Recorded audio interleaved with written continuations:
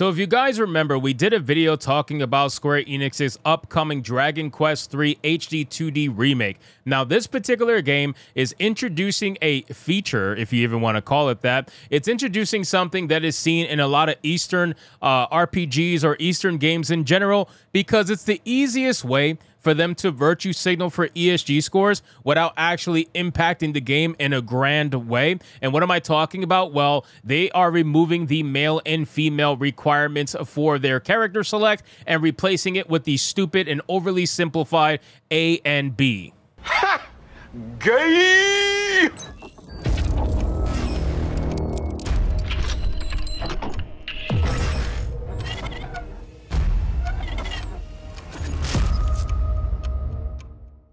Now, when we first spoke about this A and B change from male and female with Dragon Quest, it wasn't quite confirmed yet. It was just a rumor, and nobody had confirmed it officially. Well, apparently, according to the weekly Shonen Jump preview for the game for Square Enix's Dragon Quest III HD 2D remake, they have officially confirmed the removal of male and female from the character select. So let's get into this article, guys, from That Park Place. But of course, before we do, if you are new here, just consider hitting that subscribe button. I would greatly appreciate it, and like the video to push us out into that YouTube algorithm. Now, again, ladies and gentlemen, the A and B thing, is it stupid? Absolutely. You guys already know my take on this. It is the most stupid, oversimplified way to virtue signal for Eastern companies that don't want to get involved with the other stuff that may necessarily ruin their, their franchise or whatever. Maybe they don't want to get involved with the gay stuff. Maybe they don't want to get involved with the trans stuff, but they still ended up removing male and female because they do get points for doing this, right?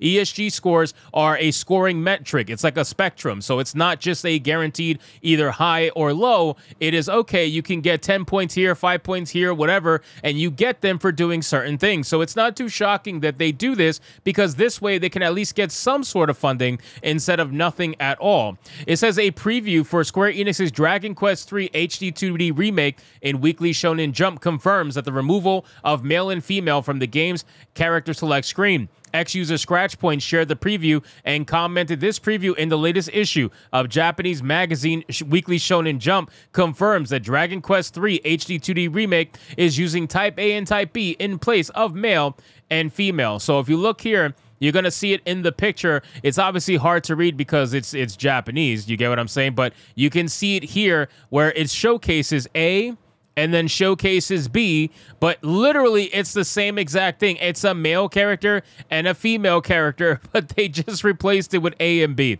This is why, like, this kind of virtue signaling is so pathetic to me, because it is very lazy, and I have to disagree with Square Enix here. Is it going to stop people from buying Dragon Quest 3? I highly doubt that, but still, it is just a super lazy, pathetic, and it's like one of those moments where you just have to kind of like sigh, right? You have to sigh and say, wow, okay, I guess whoever this is supposed to make feel better, I'm sure there's one or two players out there that are going to feel amazing because they can finally select A and B and they don't have to pick male or female. It's so traumatizing.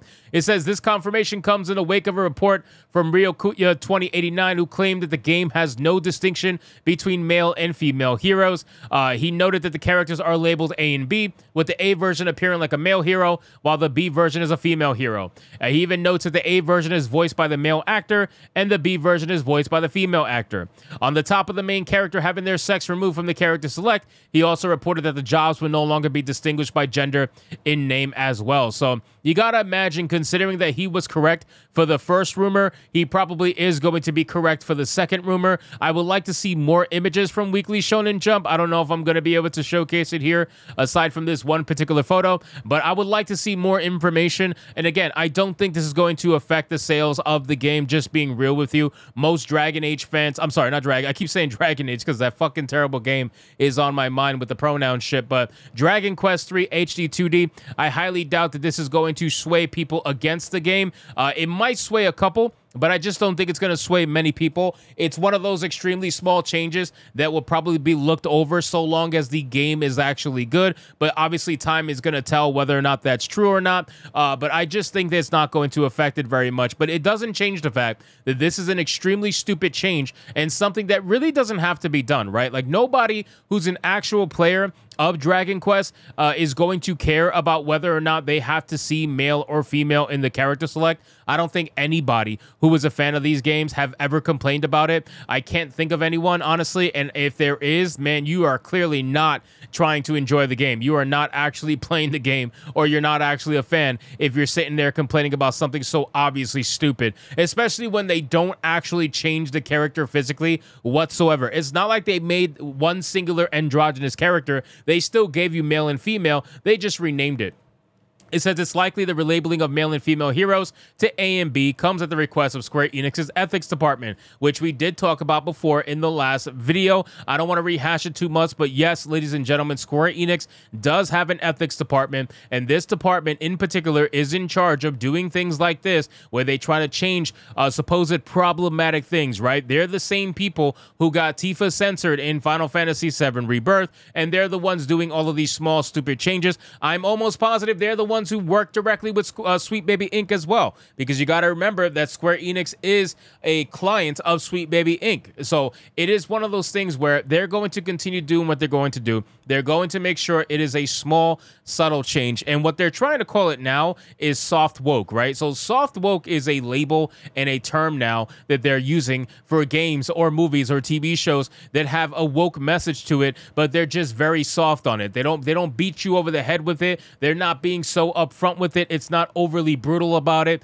It's extremely soft and subtle, and that's the term that they're trying to utilize when they're doing stuff like this. This is what you would call soft woke. It says the game's director, Tetsuya Nomura, discussed the department, telling Weekly Famitsu, "We wanted Tifa to have abs, so she now has more than an athletic body type." The ethics department at Square Enix also said that we had to tighten her chest so it doesn't look unnatural during all the intense fighting. Because of that, we added black thigh highs and a tank top. You know, it's amazing to me. You have an ethics department that is looking at this game and trying to find real world problematic issues with it when nobody playing the game is actually looking for that. The only people that look for that are gaming journalists, and that's who you basically hired with an ethics department. I don't know of anyone that will look at those cutscenes with Tifa, especially the cutscene that they were all talking about where she gets stabbed by Sephiroth. I don't know of anybody that was looking at her and being like, oh, this is extremely problematic because her boobs are out, while she's getting fucking stabbed by an older dude with a sword twice the height of her. Like, it's insane stuff, man. Only psychopaths think of this stuff, and they're the only ones that make it into an issue. A Square Enix representative would explain the purpose of the ethics department to Polygon. Following Nomura's comments, in the Square Enix Japan studios, the ethics department is actually a group within the company that evaluates game content to make sure it is aligned with the anticipated age rating standards across the globe, which is 0, ESRB, PEGI, and etc. In this case, we want a new generation of gamers to experience Final Fantasy VII Remake and are working very closely with the company's internal experts to make sure all of the game's content is supposedly appropriate. Yes, ladies and gentlemen, they want to make sure that Tifa is also appropriate, because God knows having boobs makes you inappropriate. Apparently, the female anatomy is inappropriate, ladies and gentlemen. So anyway, guys, thank you so much for watching this video. I hope you did enjoy it. And if you did, consider leaving me a subscribe. I would greatly appreciate it. Don't forget to like the video, comment, let me know what you thought, and I'll see you guys on the next one. Hypnotic out.